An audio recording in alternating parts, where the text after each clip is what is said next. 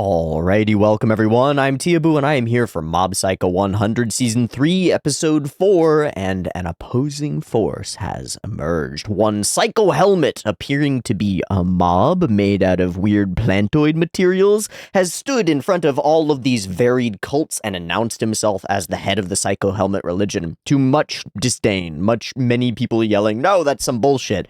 And then he presented a miracle.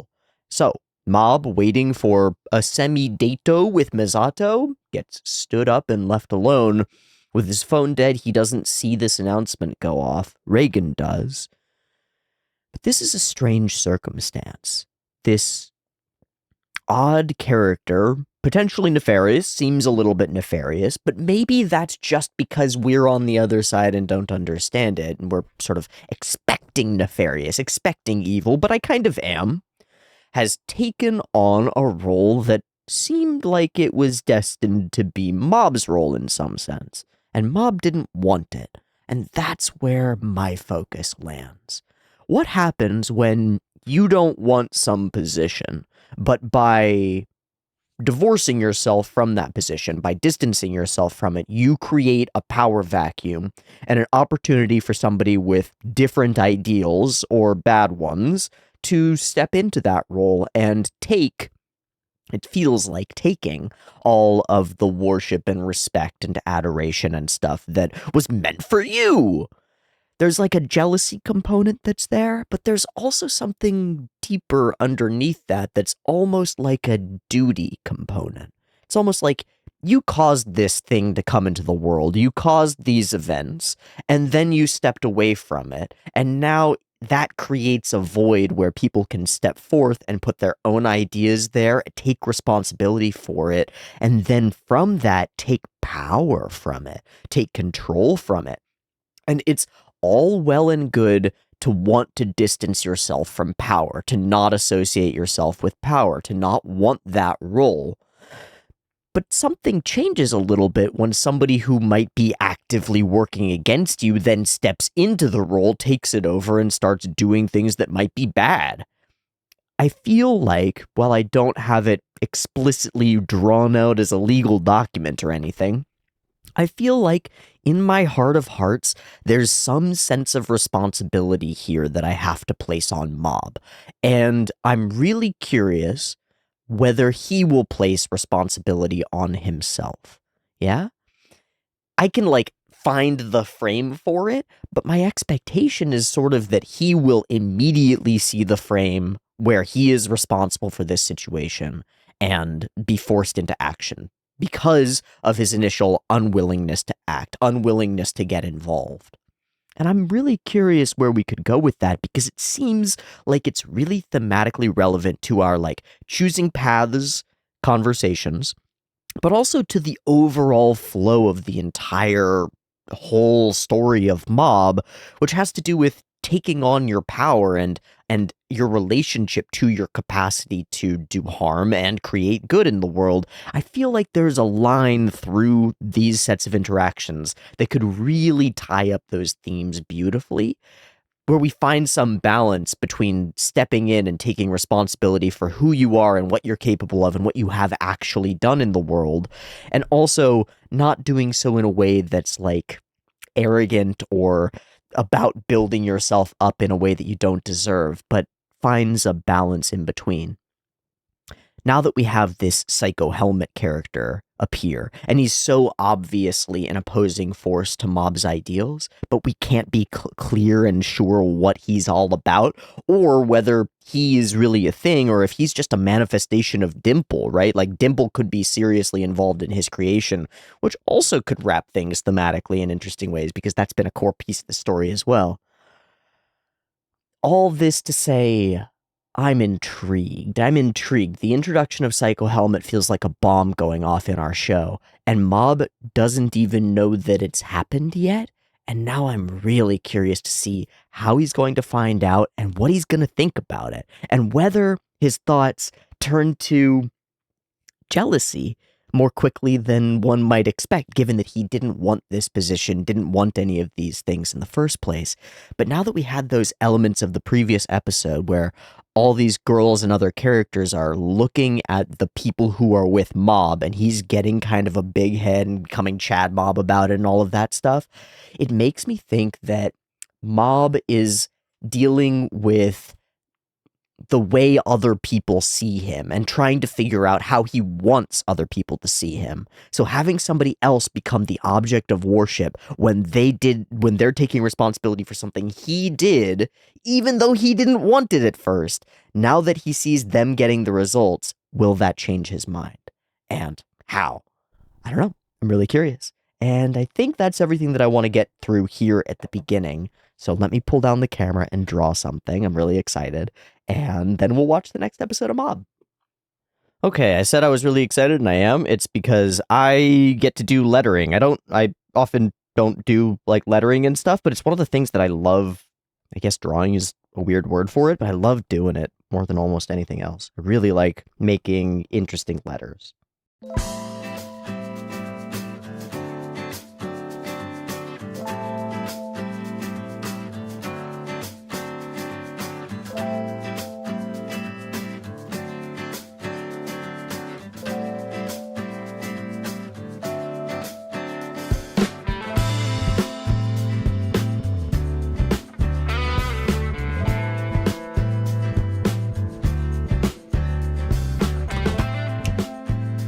Okay, now the part where I might totally fuck this up.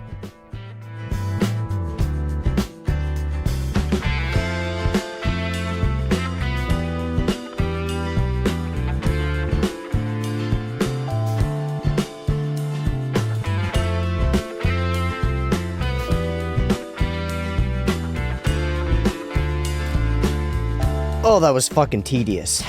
That was a lot of work for not as much result as I wanted. So maybe I'm gonna shift things up for the other two.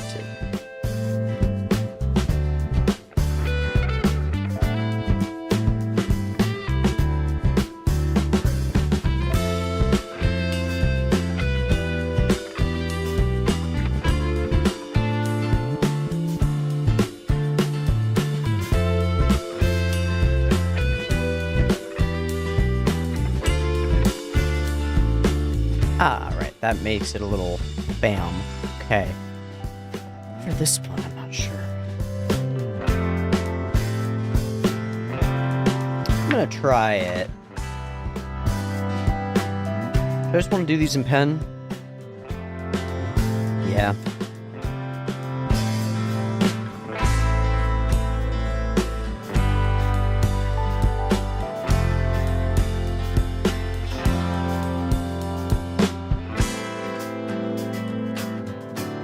Okay, I did it. That was... oh, I've got my air conditioner on, so I'll turn that off in a second. That was one of the more tedious things that I've ever done. That's a lot of little patterns. Over here, the little diamond things, I tried to create the sort of crystal-y auras that our characters create when they're expressing power and stuff. And it didn't turn out super great, but honestly, from afar, it kind of works. It kind of looks patterny. When I get up close to it, because I drew it, I'm aware of all the mistakes that I made. It's like a super tangly mess. But when I pull a little further away, it's like, oh yeah, that's a pattern. That totally makes sense. The center is clear cut. It's just the lightning-y stuff that has Mob, and the M is the weird mycelial shit that makes up Mr. Psycho Helmet. Cool. That was a lot of work. I've got like an hour on the timer. Fully been recording for an hour. Worth it. That was a lot of fun. I really enjoy doing this kind of like detailed, intricate lettering. I get lost in it, and I don't know, I have a lot of fun doing it. It's like, it's worth it to me even if the result wasn't good, because I really enjoy doing it. But also, I think the result turned out really good. So, ow. And then let me get set up. What's the line? I sure am glad I put my all into that. And it's close enough. All right, let's get into the real stuff. I've got episode 4 of Mob Psycho 100 season 3 up and ready to go. We're using the same audio, same video that we have been. Hopefully that's good. Seems like it has been. We're using those official subs. Let's get into it. I've got the episode up. There'll be 2 versions, picture-in-picture in the description, timer on YouTube, early access on the Patreon, and a beep beep timer to count you down. Let's go! Bikes.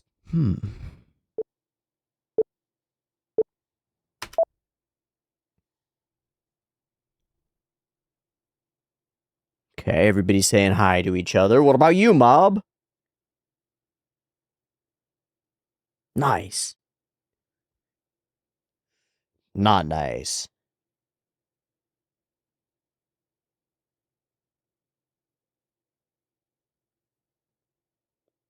Wow. Wow. The brass. The true... Yeah, I don't care about you anymore. I think it's happening. Don't worry about it. You're not the real one. The true founder is here. She was going to ask you about Psycho Helmet stuff. Interesting. That's perfect.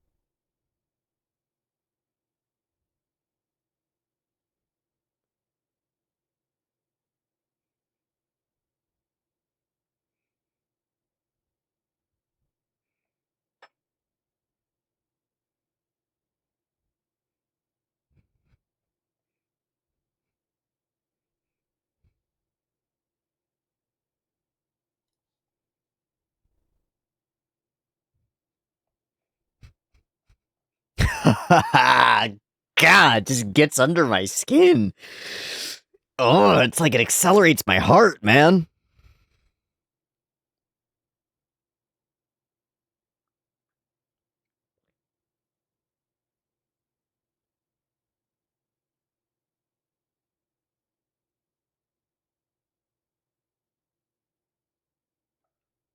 Awesome. Awesome, awesome. The founder appears. Divine Tree 1.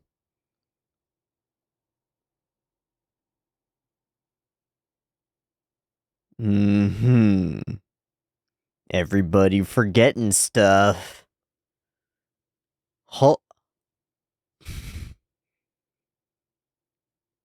Been really intricate with our character animation so far.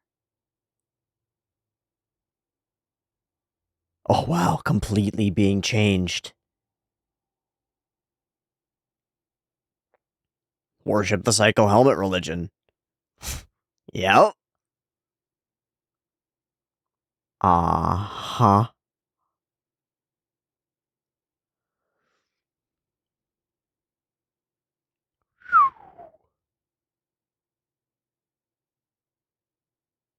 Is Reagan thinking how he can profit off of this?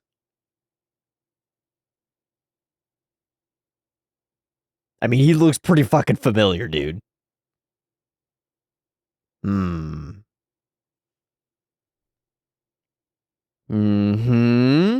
Yeah, you have run your course, buddy. Right, you never even wanted this, so it shouldn't matter. But it does. Oh, I wonder if it's the roots and stuff still.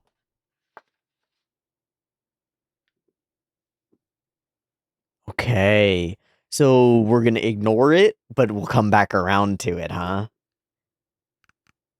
Cool. Yeah.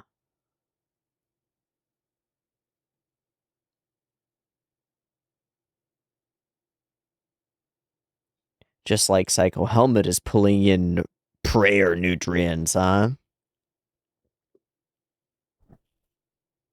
Big broccoli. Big broccoli.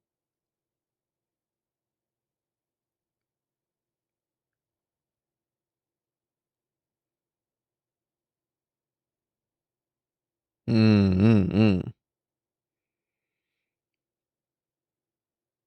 Just a little bit.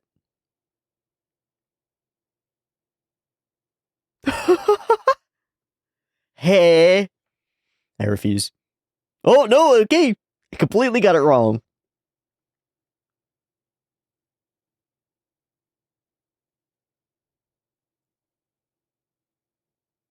Uh-oh. People are eating parts of it.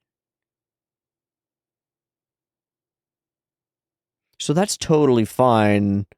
But what if it's nefarious and magic? Everybody's eating it. It's like fucking Dubai chocolate, but it's broccoli everything. Everybody's eating it all the time, too.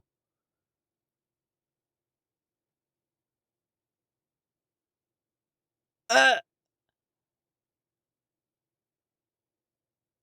uh, uh.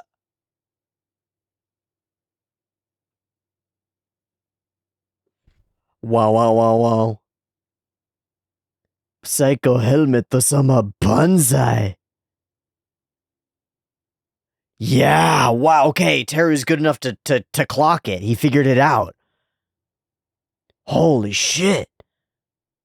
I thought they just got him.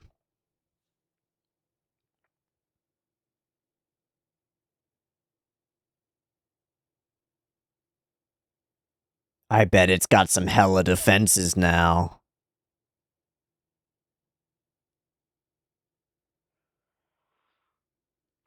Rebound.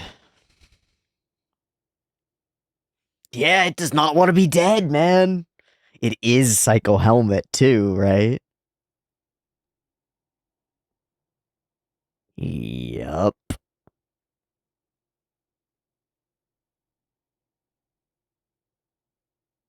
Okay, even he thinks it's him.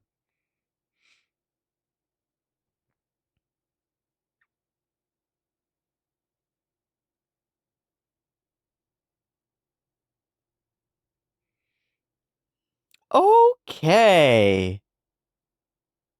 Wait, is he getting overwhelmed? Oh, what? Being in the tree's proximity?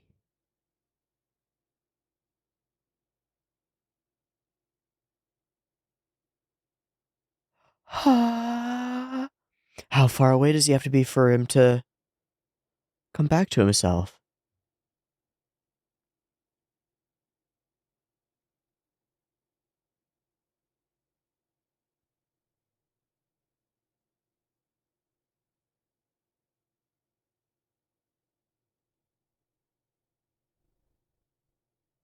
Whoa. Whoa.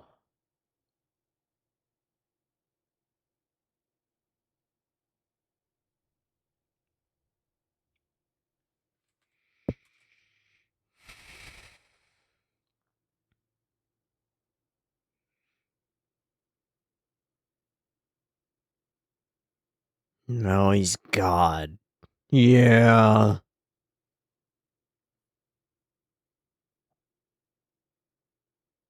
But you're not God. Damn, Terra's able to hold up against it.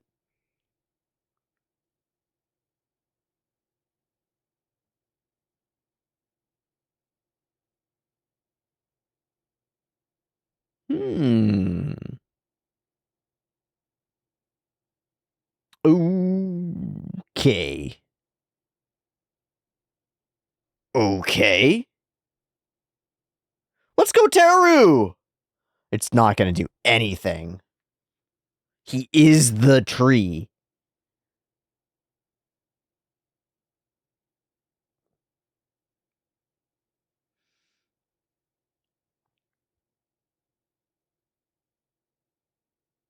He's just plant parts, man. He's just pieces of broccoli. forged into a shape, right? You can't kill that thing. It's the whole tree. Oh, it's Minigishi. Uh.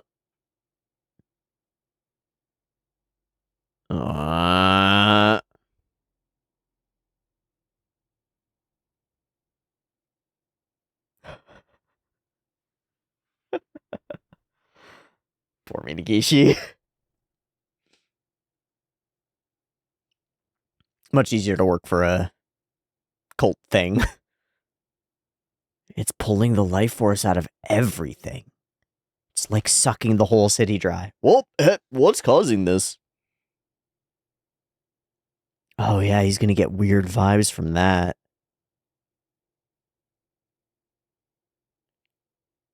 And all the people, too.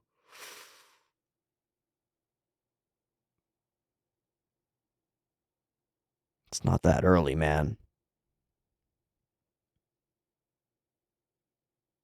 That's gonna rebound. Oh my god, is he okay?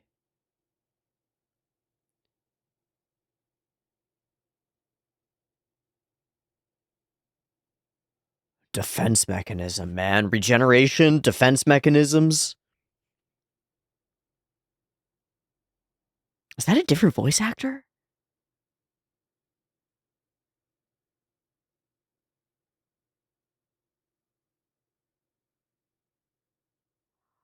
Ah. It did transition voices. God damn it, Dimple! Power. Right? Really, Dimple? True. True. Wow, so he just took the opportunity. You gotta go, dude. No, you gotta get the fuck out of here, Teru. Dimple has way more power than he ever did before. Jesus, man. This is bad. The whole town is overtaken. Yeah, wow.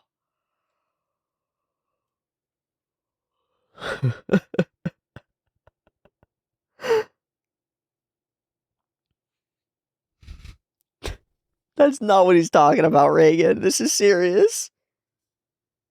Of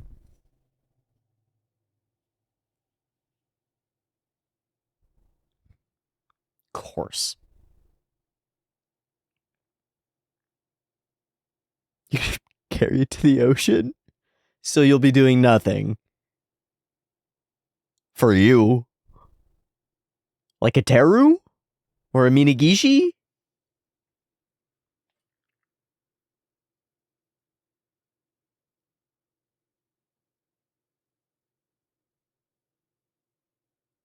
Okay. Got him before he's been brainwashed. That's good.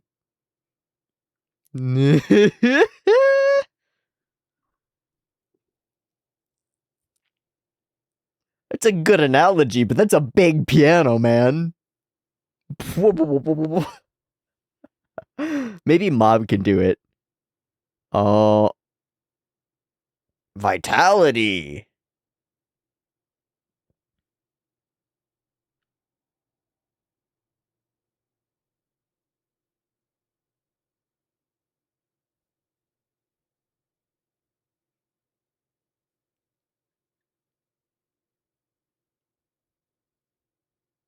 It's not giving back any fruit either.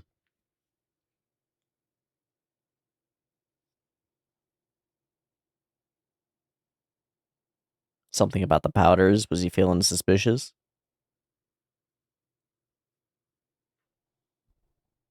Is this a student council?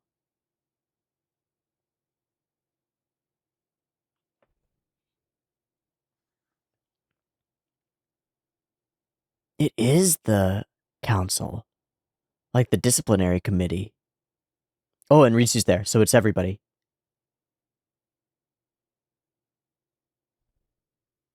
Sauce.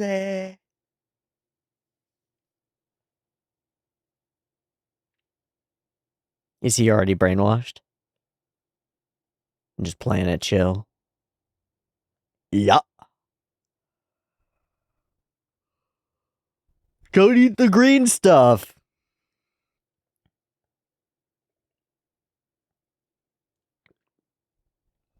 We're about to steal it.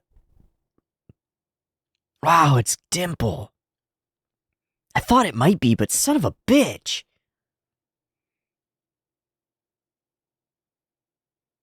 They're harmless for now. Otaku.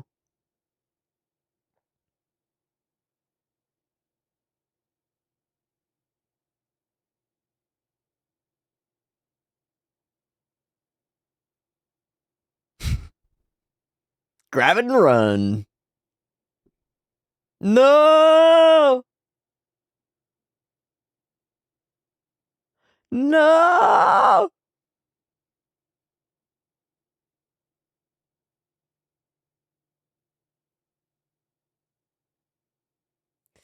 So he's already been taken too. And now Ritsu's just nommed the brain sauce. Oh, fuck. What happens if Mob has one? Good boy, Reagan. Okay, okay. Actually, let's not pull out the broccoli. Maybe let's not do that. He's on a mission, baby.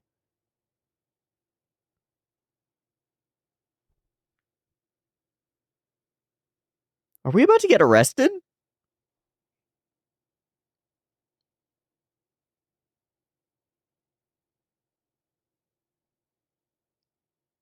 Are they a hive mind? We don't need to pull out the broccoli. Whoa, they are a hive mind. They share the information. God, just eating a candy!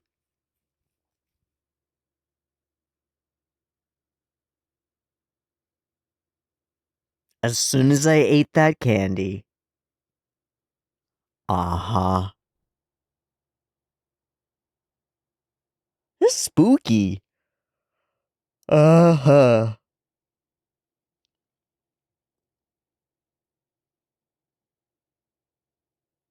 Broccoli tea.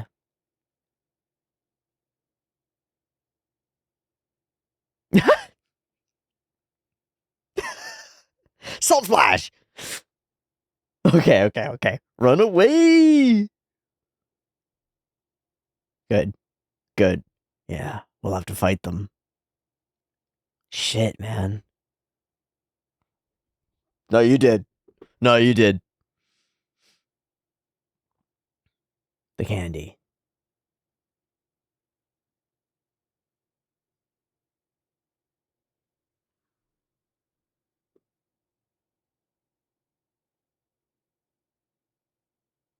Yeah, that should make you fucking angry.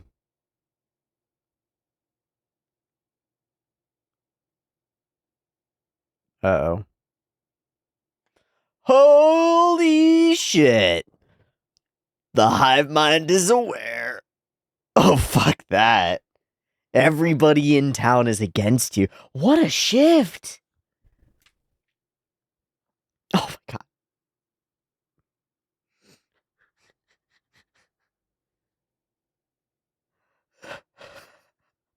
He just doesn't want to be seen with him. Holy shit.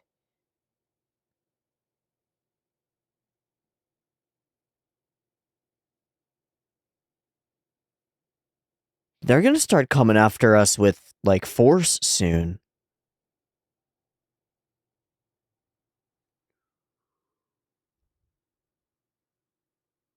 Oh my god.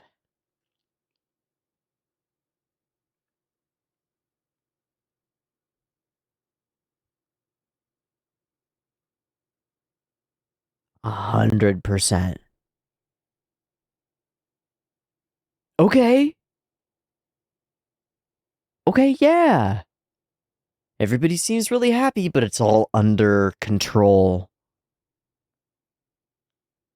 Talk about nefarious. But it's all for power. In and of itself, not to do anything. Right, neither do I. But.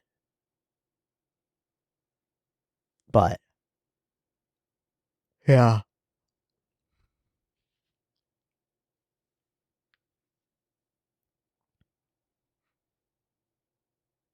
Me neither. I can't put my finger on exactly why it's evil.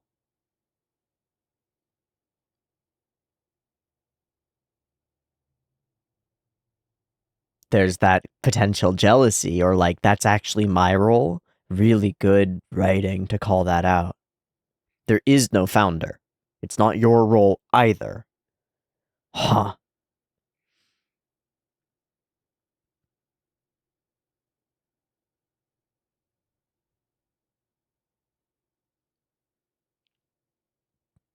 No.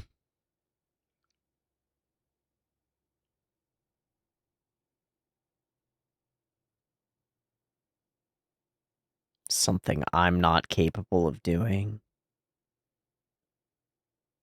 Did he eat a candy? Did he get fucking brainwashed? Did Reagan just get fucking brainwashed?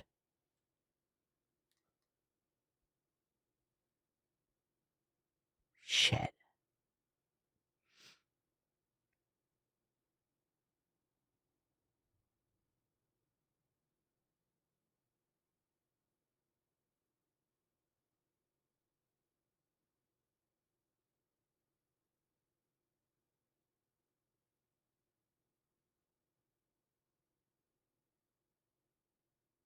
What was that flash? Was that him realizing that it's Dimple?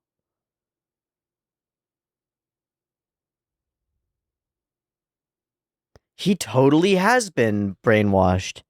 He's gone. He's alone.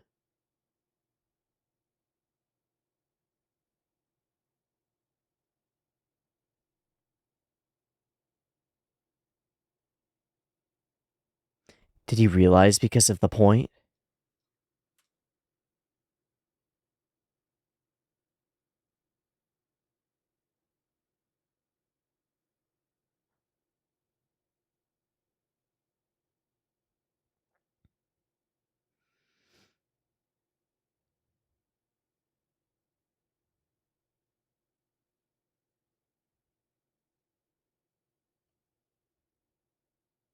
They've been waiting for you.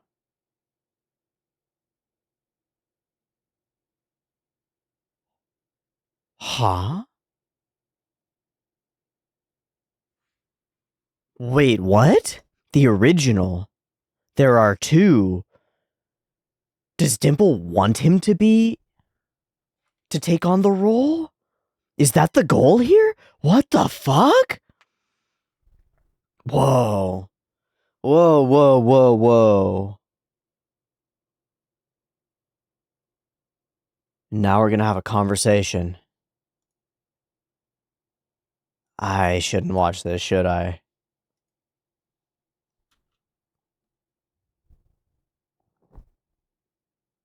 Wow, that turn toward the end in tone was really interesting. This whole episode feels very different from the previous ones. But that sort of shift toward the end when Reagan starts to change a little bit, I wonder how he got.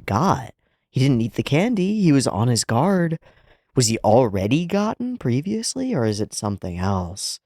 I don't even know. Then having this feeling, it really sinks in, this feeling like Mob is completely alone and there's nobody with him.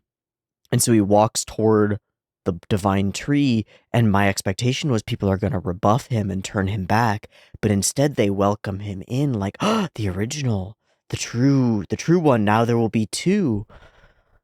At the end of things, I mean, I guess in some ways, what Dimple might want is him and Mob to ascend to what they deserve, right? He's always had this attitude toward Mob that's like, you have all this power, Shigeo. You should use it to elevate yourself to the position that you deserve. And now that he's in that position, that Dimple is, it's like, come, you and I can rule the universe as Mob and Psycho Helmet. What the hell? What's the game plan there? That's a really interesting wrinkle when we ask that question near the end. Like, do you think that they're bad? And Mob says, no, I think they're just people doing things together. But with this new founder joining, it seems like there's something odd about it. Even there, I started to wonder, I was like, there isn't some like evil end game. It's not like take control of all these people and then use their power to destroy the universe. There's no maniacal cackling end game. I think Dimple thinks this is the right way of things, right? Like he should be powerful, should become God deservedly, and that will make things better for everybody who worships him because they'll be given real miracles and real power and real protection and something real to believe in that's actually a god manifested on Earth. And I could see from Dimple's perspective, like, that's a good thing. Yes, I have to manipulate people. Yeah, I take away their agency and maybe, you know, deal an irrevocable blow to their inalienable human rights. But who cares? I'm not a human. I don't understand those rights anyway. It doesn't really matter. It's bigger than that. Now Mob walks forward to join, but to fight. And that's going to lead to a conversation, right? Like a crystal clear conversation between Dimple, Psycho Helmet, and Mob about what they're trying to do and like what's right to be doing here. I think I really like the tonally creepy elements of this episode. Like when we get to the student council thing and the way everything is shot, the way that everything is shadowed, the highlights on everything, it feels a little ghastly, everybody feels a little ghoulish, a little evil, like we're all sitting around here plotting the invasion of another country or something. It's like there's something wrong with this scene, and it's just a totally normal scene in a totally normal place, but I feel like it's the lighting. Like in some ways the lighting doesn't quite make sense, and it gives this horror movie aesthetic to everything.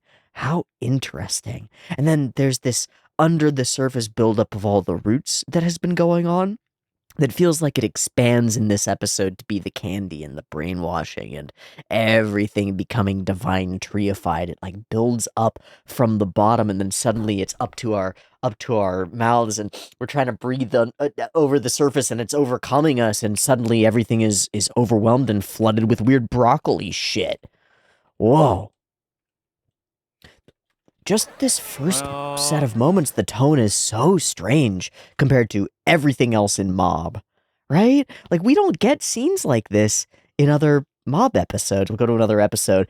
Here we have other characters doing fun stuff at school, but we're not doing these, like, shots of bags and shots of obscure objects all layered together, and right? It's, like, completely different. This is KyoAni intro to a school scene, or Shaft, right? Like, this is a different show. What the fuck? Like, everything's real in realism. The lighting is realistic and has these, like, tones to it, but then the camera gives, like, almost fisheye, almost distortion to everything, too, and then our shots are, like, contained. It's a weird feel.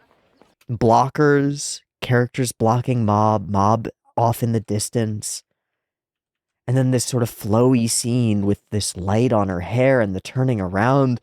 I don't know how to put my finger on it except to say that this is a different show. This is a different studio doing a different show. This is a totally different vibe, and it feels like it. It's like, this is not the school that Mob walks to every day, and therefore something is wrong.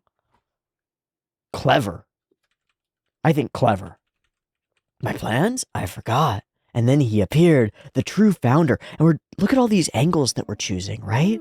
Like, this is the wrong angle for this shot. And that's why it's been chosen, and what makes it right in this context. It's weird to be looking at her chin and the bottom of her mouth as she speaks, or to be cutting everything off to just her eyes. A little less weird, but like, this is a weird shot.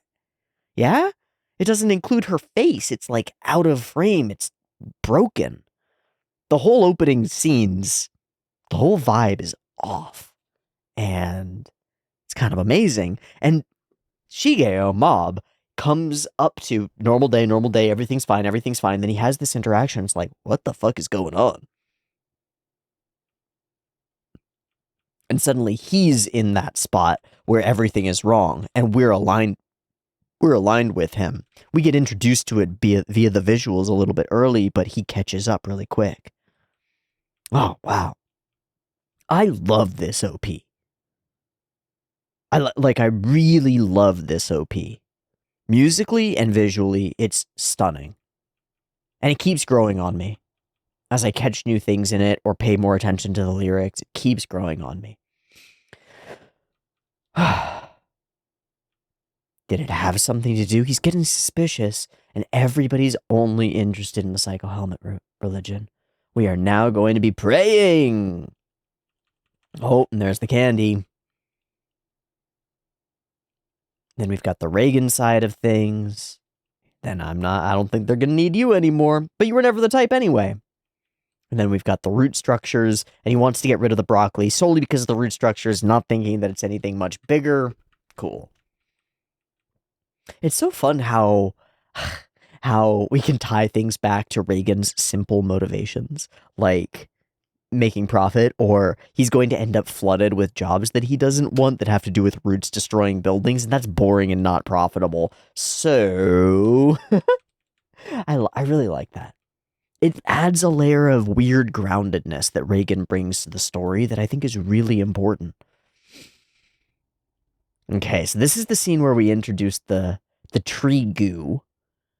Oh boy, the smiling faces, the weird outfits, and then the kids' faces, and everybody being kind of enamored with this stuff. The Instagram photos, sampling things, eating the candy. It really is reminiscent of all the pistachio shit that was happening. Oh, sneezing attack. It really is reminiscent of some of the pistachio stuff that was flooding the market during the Dubai chocolate craze. Just like pistachio in fucking everything. Everything is green. And he eats it. It's totally normal. Oh, whoa. Oh, no, okay, his eyes are that color before, and then he blinks and they're that color again. There's no symbol tell. It's not like their eyes turn glowing green in broccoli colored. I'm sure it's just a placebo effect. He reaches forward, and he's there. As though anybody who consumes a piece of Psycho Helmet has Psycho Helmet with them. It's kind of reminiscent of, like, Body and Blood, right? Like, they're literally eating the body of this entity that Dimple is fused with, aren't they? And so it makes sense that he would be able to kind of, like, eat... Is he spiritually appearing there, or is he physically fucking there? My guess is spiritually. He's, like, in your mind, and therefore controlling everything, and therefore seeing everything. As is said later, the Psycho Helmet sees all. He eats it. Oh, yeah, this is great. The divine tree is... amazing. Psycho Helmet-sama, huzzah! He realizes it. There was a really cool, when he takes the sip and swishes, the way that his mouth moves back and forth, I felt like it was really cool. I want to see it again.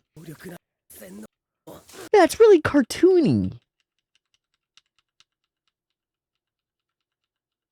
I really like that. I think that's cute. I think that's cute and cartoony. Yeah, I like that. They won't get away with this. We jump into this really, really sketchy, smeary terror run. That's fucking awesome. You go, boy. Gonna do it. Get some cool effects and things. Drop into the broccoli, and it fights back, man. The broccoli does not want to be taken down. Is that you, Kageyama? Nope. God, of course. And it works again. How did he get him this time? Is it just the proximity to all the broccoli stuff? Or... no, he's not faking it, right? Yes, faith, God, Psycho Helmet. Divine tree, religion, cut up, empty. He realizes, how dare you, this is a blessing. And here's the logic. For those who have nothing and long for a place to belong, I'm giving them exactly that. And it's very similar to his smiley laughing religion thing, right? It's like, people want to laugh. This is good for them. Yeah, I'm manipulating them and destroying their ability to choose, but who cares? They would want this anyway. Really cool moment when we get a sense of the power in play. You're not a person. I'm God! He's trying his brainwashing again. That's enough. Strong emotions can fight it. Here I come. Smash, smash, smash. Chop, chop, chop. Kaboom. It won't make you God, nor will it make you the star. I wonder who you actually were. And then he regrows. So at that point, he doesn't realize. It's only later that he realizes that it's him. Minagishi trying to talk to the plant tree and getting whomped because of it really sucks. I feel like we could really use his help for dealing with the tree thing. I find his boss hilarious because he's just a totally ordinary guy who's like, I don't need this bullshit. Just take your fucking break, man. I like it. What tree are you from? This is an order. And he's gone. I hope he's okay. He calls him Hanazawa, and that's when he realizes a worthless evil spirit, Dimple-kun.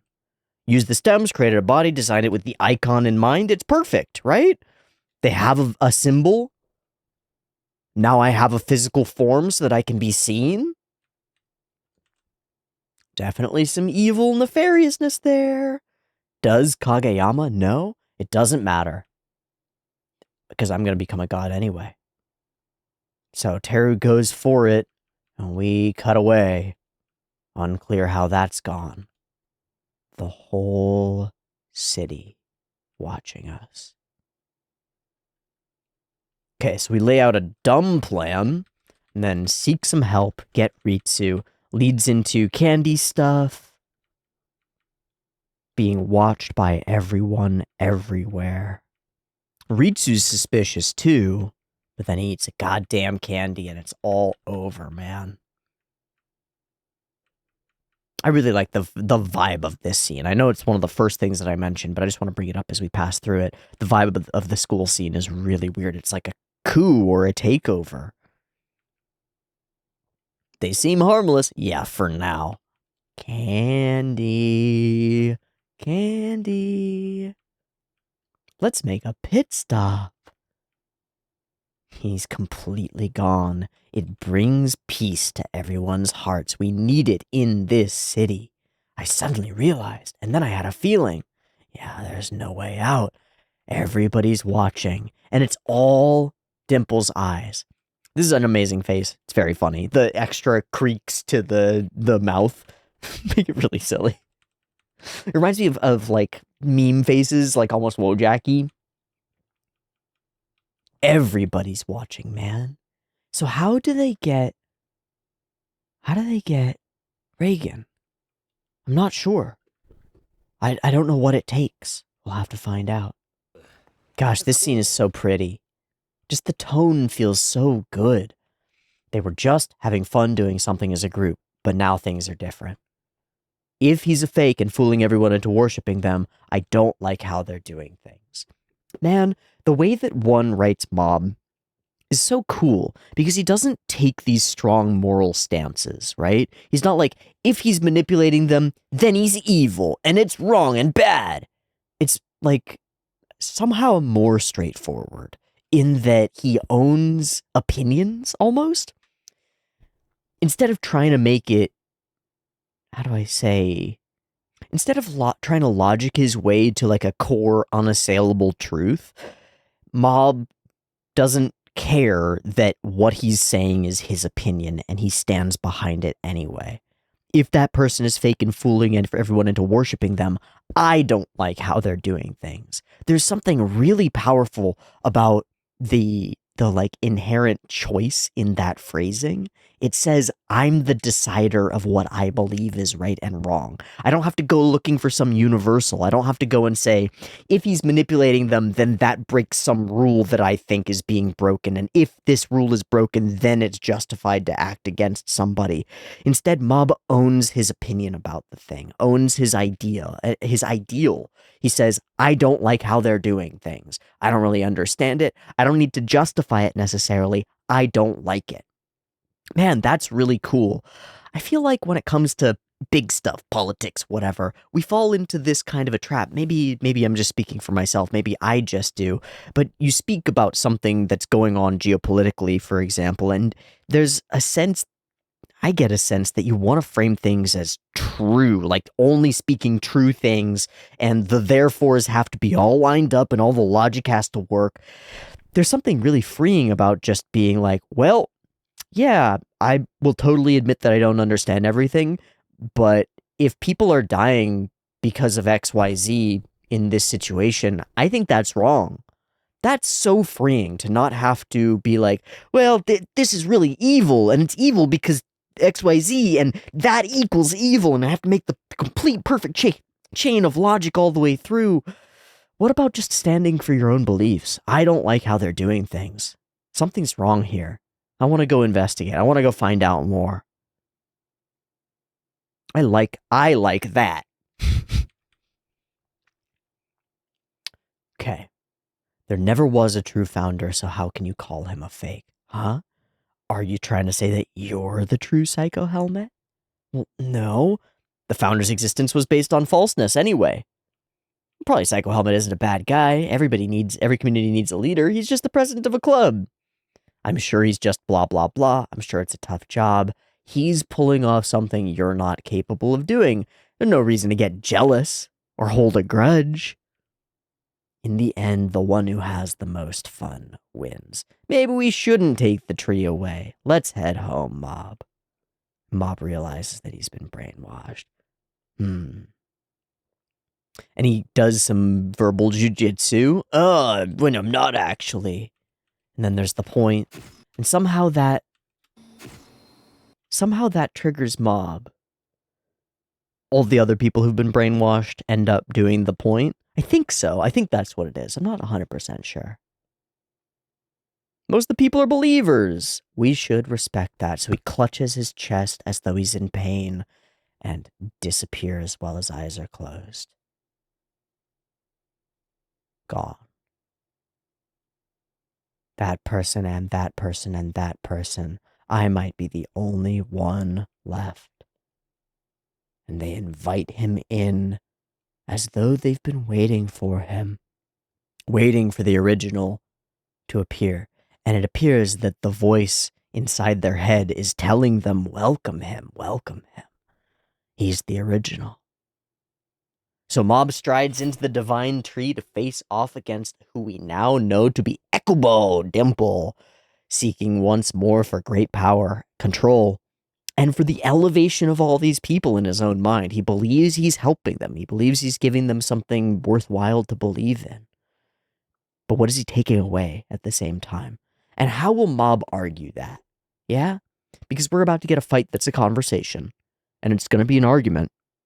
Mob does not agree with what's being done. But like a couple times in this episode, I've gotten it wrong, how he would phrase it, how he would engage, right?